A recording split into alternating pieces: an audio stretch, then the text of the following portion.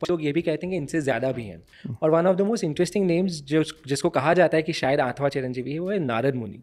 अब नारद मुनि को हमने बहुत कथाओं में देखा हुआ है, इधर से उधर, मतलब आज के ज़माने में देखें तो INB मिनिस्ट्री थे उस ज़माने की। बिल्कुल। पर क्या है उनकी कहानी और कहाँ से आए?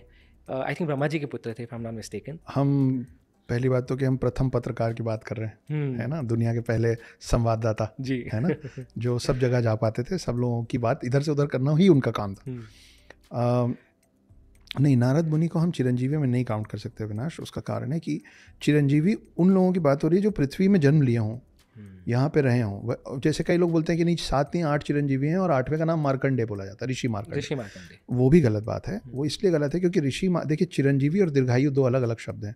चिरंजीवी का मतलब इमॉर्टल है, दीर्घायु का मतलब है वेरी लास्टिंग एज।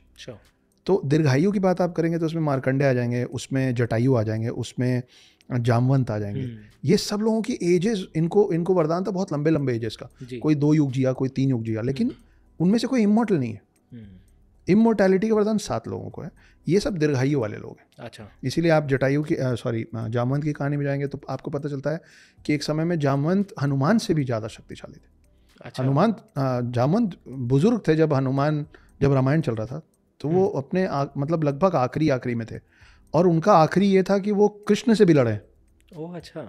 राम के बगल में खड़े होने वाला जामवंत उसी जीवन में कृष्ण से भी लड़ा है। मतलब वो त्रेता युग खत्म होने के बाद द्वापर युग के खत्म होते तक थे, लेकिन उसके बाद नहीं थे।